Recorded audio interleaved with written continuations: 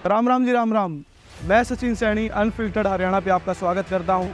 चरखी दादरी में चुनावी माहौल चल रहा है। आप देख सकते हो हम आए हैं सतपाल सांगवान जी के घर, जिनको किसी परिचय की जरूरत नहीं है। बच्चों से लेकर बूढ़े तक उनके काम और उनके नाम को जानते हैं। अब उनके साथ साथ उनके पुत्र सुनील सांगवान जी भी चुनावी मैदान में आ चुके हैं, जिन्होंने 22 साल जेल सुप्रीडेंट के तौर पर अपनी सेवा दी है। तो आइए मिलते हैं सुनील सांगवान जी से। नमस्कार।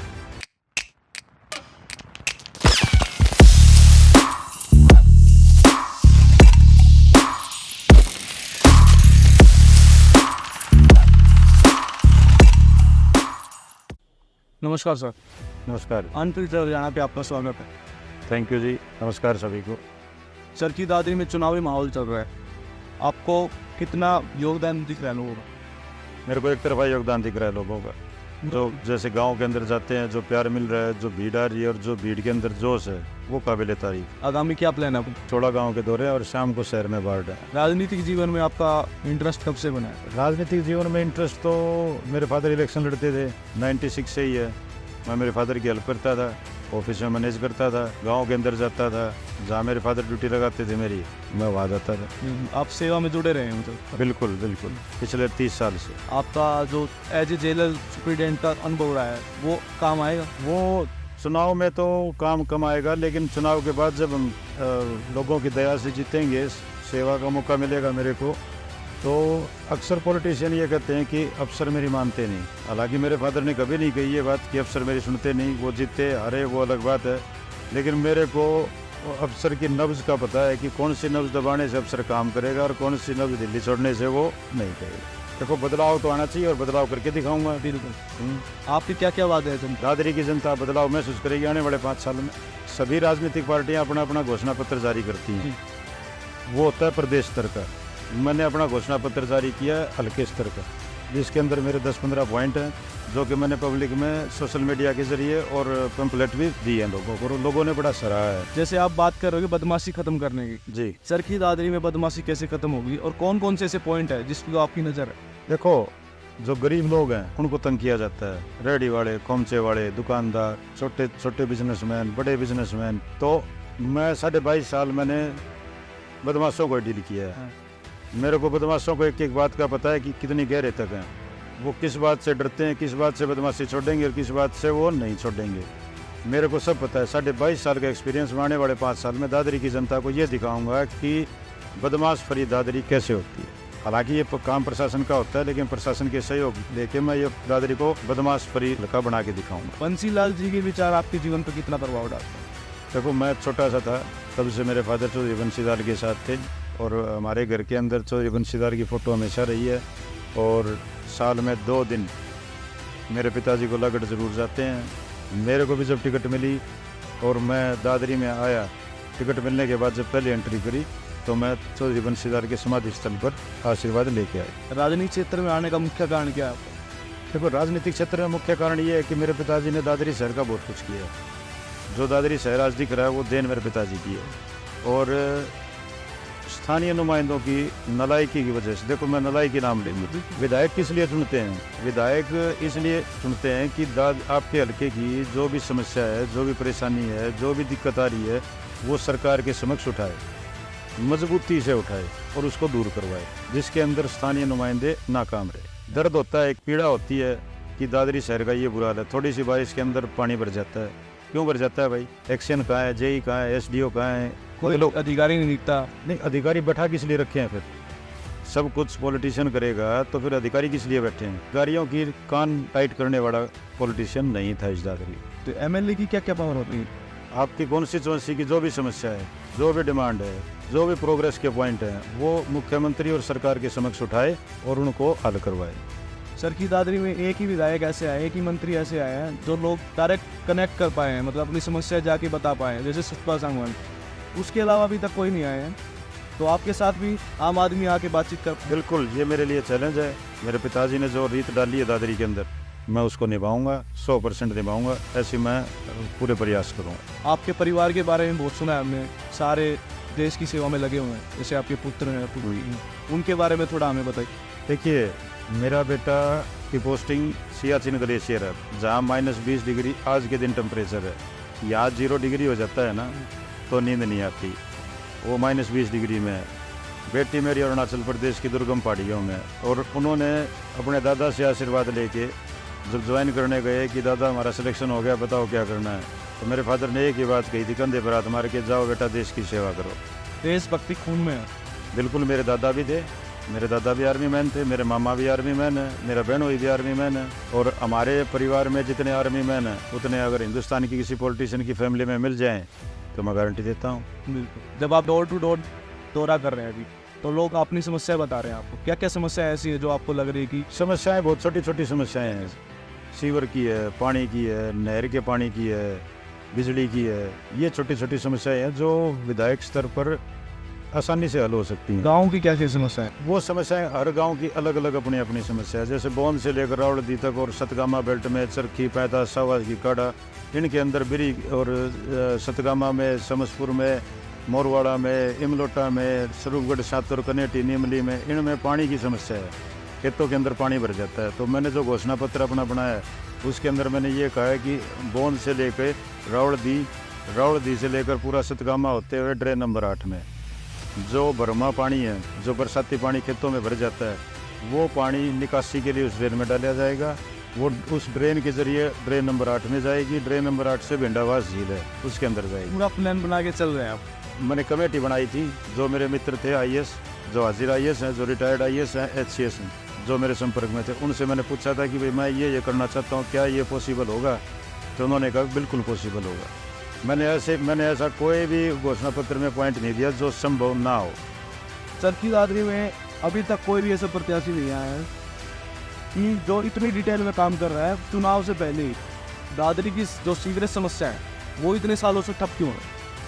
देखो, मेरे फादर जब थे 5 साल मंत्री तो उन्होंने 25 करोड़ का प्रोजेक्ट लेके आए थे दादरी शहर के अंदर, सीवर का और पानी का। उसके बाद उसको किसी ने संभाला नहीं। जो ये 4 लेन है जिसके दोनों साइड नाले हैं, जब मेरे फादर यहाँ के नुमाइंदे थे तो खुद खड़े होकर सफाई करवाया करते अफसरों को पकड़ के।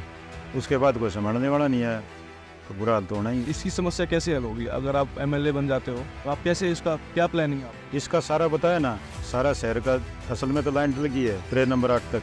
अगर वो लाइन खुदा न खास्ता ब्लॉकेज हो जाती है, लीकेज हो जाती है या बंद हो जाती है तो जो ड्रेन बनवा रहे हैं उस ड्रेन में डाला जाएगा। बीजेपी पार्टी में आपका कैसा अनुभव रहा है? मतलब आपने ज्वाइन करी है, नई पार्टी ज्वाइन की है, आपका कैसा अनुभव रहा है? देखो, अनुभव ये है कि विश्व की सबसे बड़ी राजनीतिक पार्टी है, और मैं भारतीय जनता पार्टी के नेताओं का, वर्करों का और वोटर का आभारी हूँ कि उन्होंने मेरे पर विश्वास था टिकट देके। आपकी कोई ऐसे शौक हो? मेरे को ड्राइविंग का शौक है।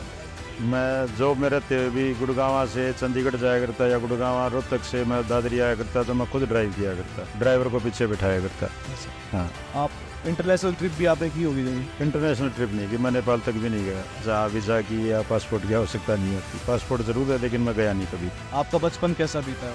बचपन मेरा बढ़िया बीता है, संस्कारों में बीता है, मेरे दादा दादी के संस्कार में बीता है, मेरे माँ पिताजी के संस्कार में, क्योंकि मैं घर में सबसे छोटा था तो मेरे सारे कान पकड़ने वाले थे, सारे झाड़ मारने वाले थे। और आपकी जैसे आपने सेवा दी है 22 साल अपनी, उसमें कोई ऐसा अनुभव हो जो आप बताना चाहते? देखो, 22.5 साल की जो मेरी नौकरी है ना, उसमें मैंने ये देखा है कि लोग ये कहते हैं कि बदमाश बदमाश बदमाश, ऐसा कुछ नहीं होता। बदमाश भी आदमी है, बदमाश को भी डर लगता है, बदमाश की भी इज्जत बेइज्जती होती है। सही में बदमाश कोई वो थोड़ी ना है कि वो क्रूर सिंह थोड़ी ना है, बदमाश को रोते हुए भी देखा है। जैसे यूपी में बीजेपी सरकार बदमाशों के साथ सलूके करते हैं, क्या आप वैसा कुछ प्लान कर? मेरे 100% प्रयास होगा, कम से कम मैं तो कहता हूँ कि पूरे हरियाणा में होगा, लेकिन पूरे हरियाणा में अगर मेरी नहीं चल पाई तो मैं दादरी को तो बिल्कुल बदमाशी फ्री करूँगा।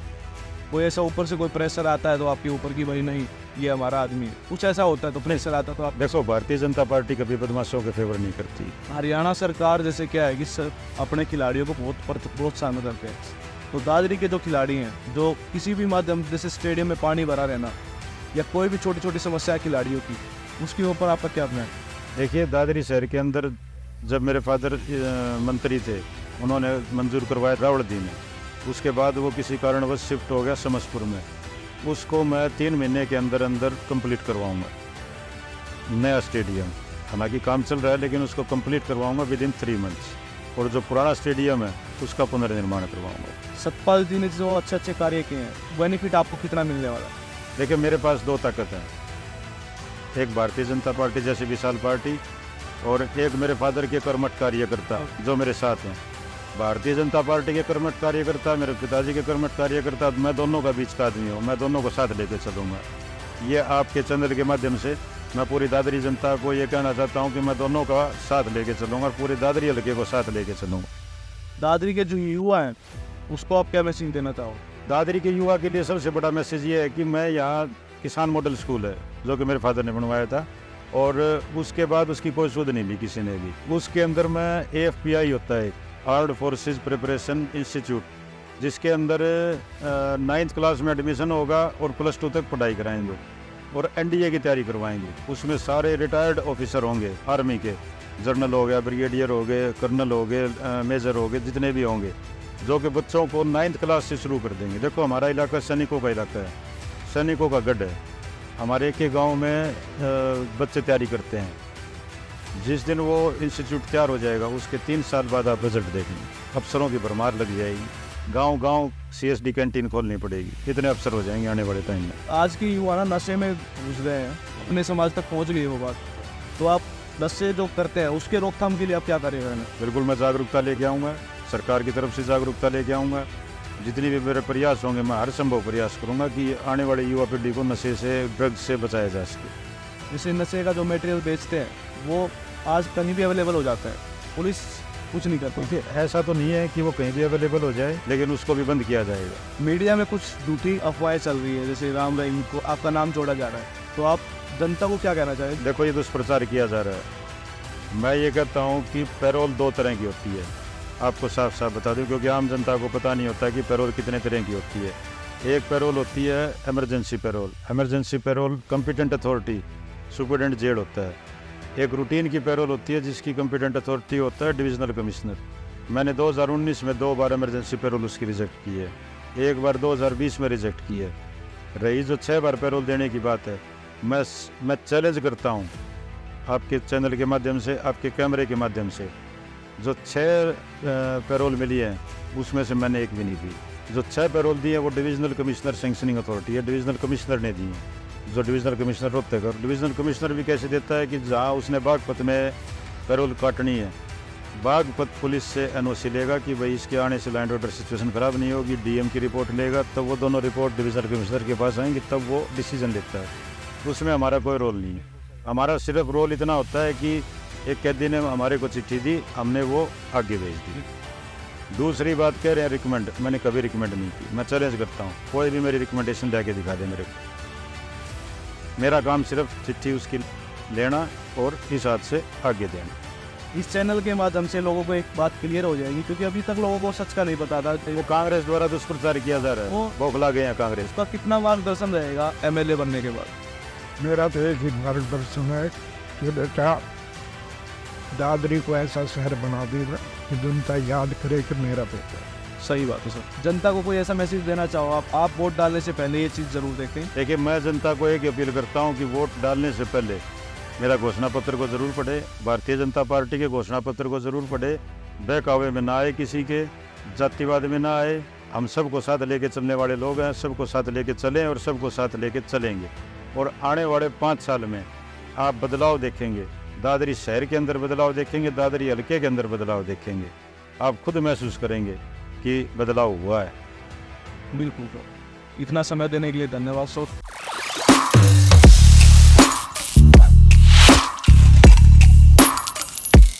मीर जी आ गए जी, ये मनीषा सावण इनके गांव की बहू है, तो इनसे बातचीत करते हैं कि भाई क्या माहौल चल रहा है गांव में। भाई कोई किधर है, कोई किधर है, अभी क्लियर नहीं करे। आपके गांव चुनावी क्षेत्र में हुआ कैसा अनुभव है? और क्षेत्र में इतना अनुभव नहीं इसका अनुभव नहीं है? नहीं है, मनीषा सावण नहीं है। एक विधायक में क्या क्वालिटी होनी चाहिए?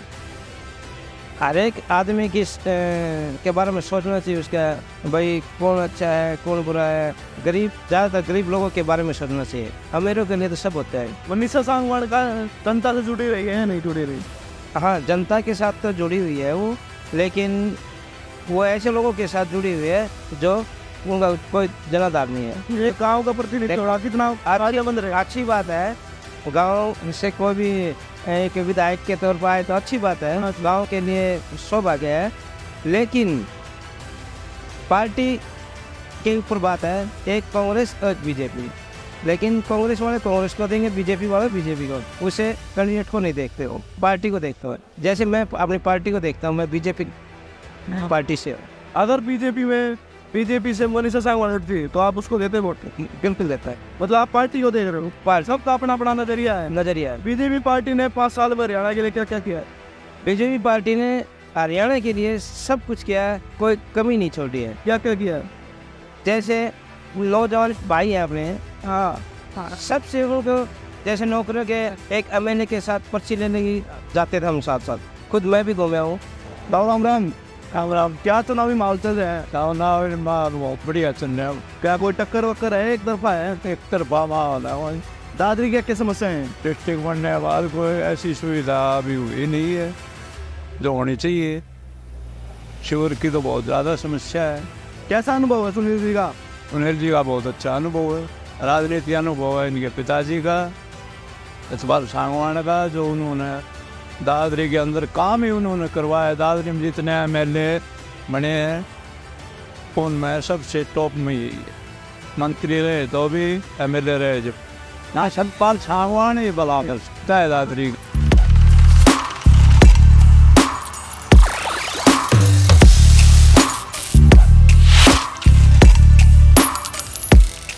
नमस्कार सर, अनफिल्टर्ड हरियाणा पे आपका स्वागत है। Thank you.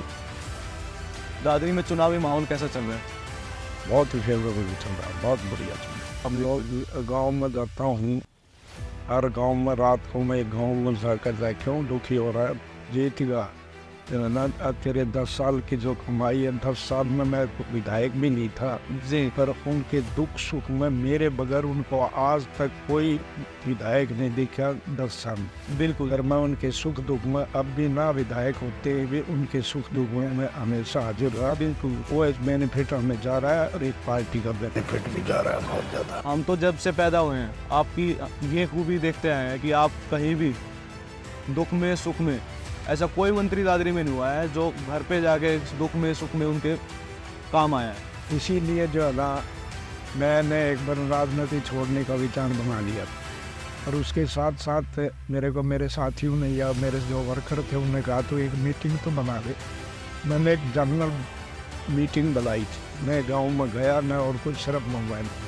मेरे ख्याल में आज तक हरियाणा में इतने बड़े बड़े नेता हुए उनके भी जो है ना, जो मेरे को बताया गया, मैंने लोगों को भेजा, उनने ये बताया कि जो आज तक इतने आदमी आपके बगैर कोई मीटिंग में कोई आया नहीं। बिल्कुल। देख रही जो है ना, उसके बाद फिर मेरा थोड़ा सा जोश सा आ गया और मैंने सोचा कि जनता की कोई सुनता ही नहीं, अगर मैं सुनना बंद कर दूंगा तो जो है ना इनके लिए बहुत मुश्किल हो जाएगा।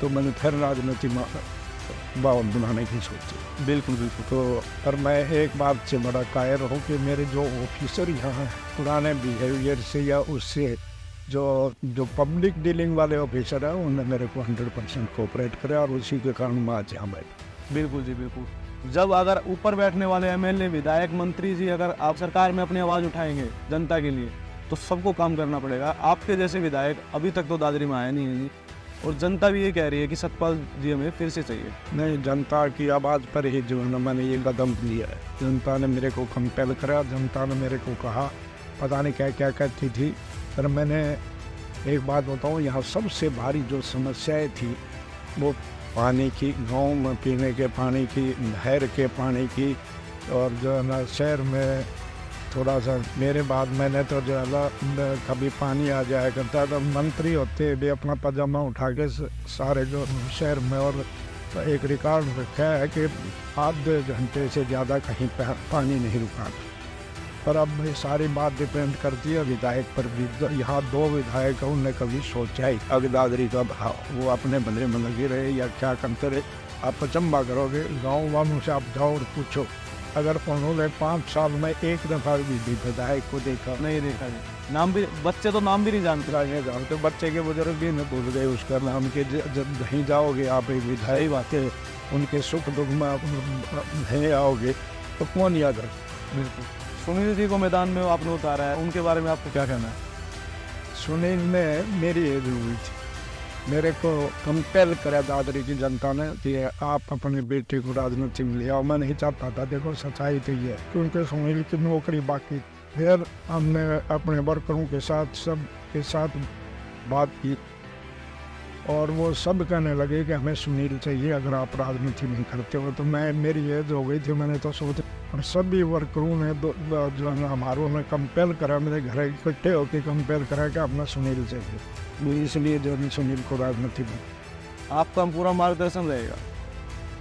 देखो, मैं राजनीति से संन्यास ही ले लिया है एक किस्म का। मैं दादरी की जनता की सेवा में क्यों लगाऊँ? मेरे को एक दफ़ा एक विपत्ता आ गई थी बहुत भारी, मेरे पर आदरणीय है चौधरी ओम प्रकाश चौटाला ने 302 में फंसा दिया था।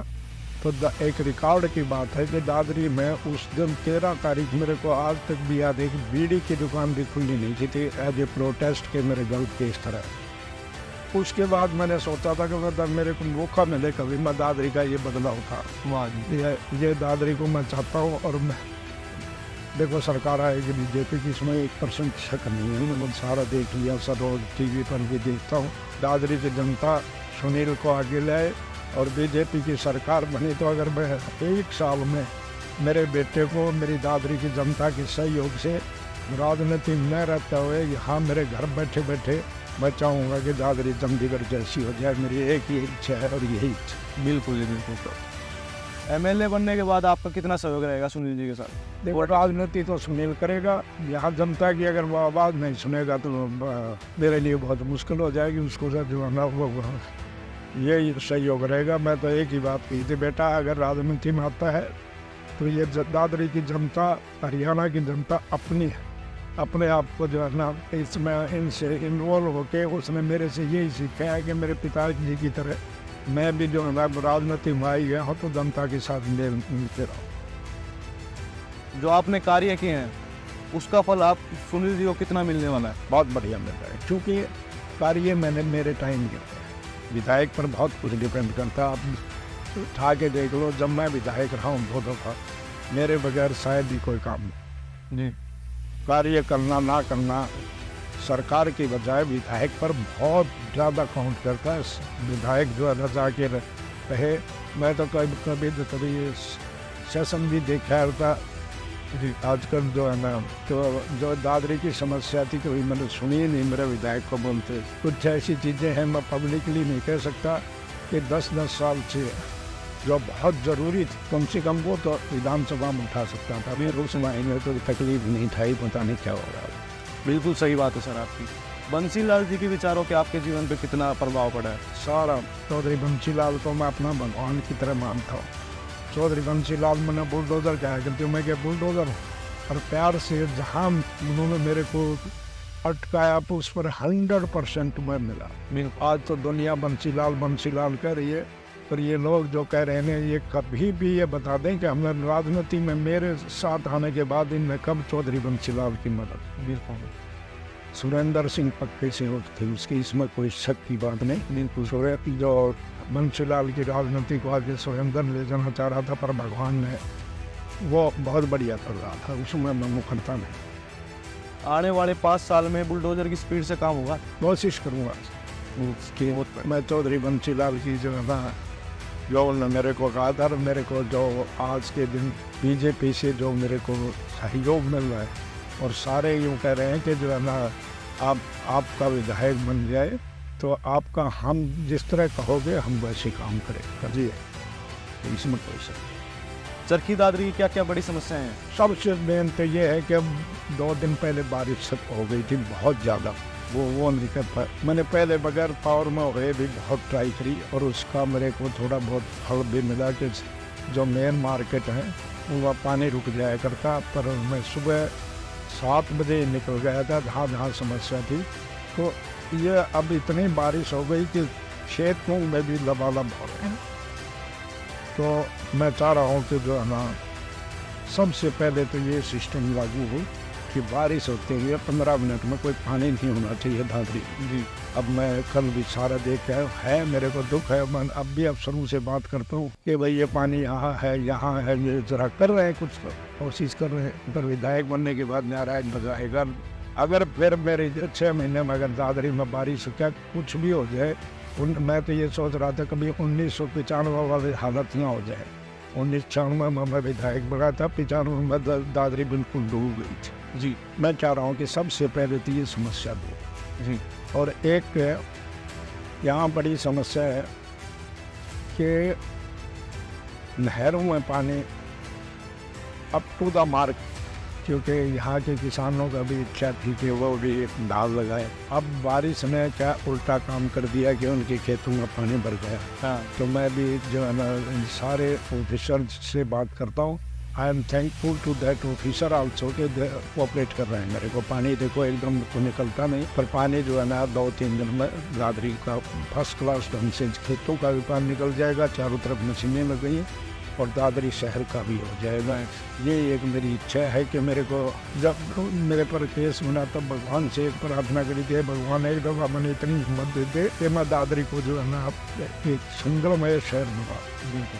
तो आप देख लो मिनी सेक्रेटरीट है, हॉस्पिटल है, कमेटी की बिल्डिंग है, कमेटी की दुकानें हैं, पॉलिटेक्निक कॉलेज मैंने छपार में खुलवाया, किसान मोविंग स्कूल मैंने खुलवाया।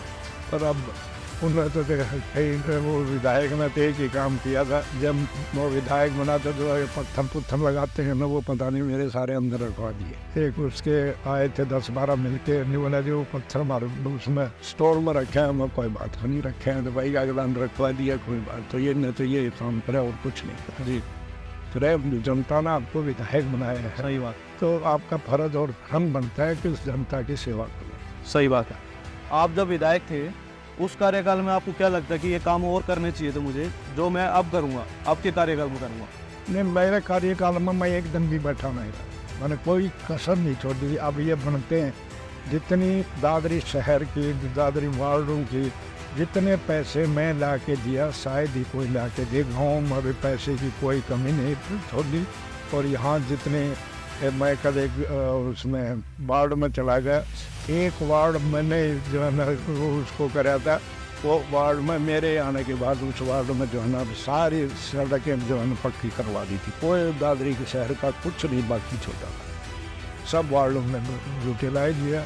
का क्या था कि जो दूसरा हॉस्पिटल जिसमें कि महकमा जिसके पास था, वो मेरा एक अच्छा साथी था, उसने मेरे को 100% कोऑपरेट करा।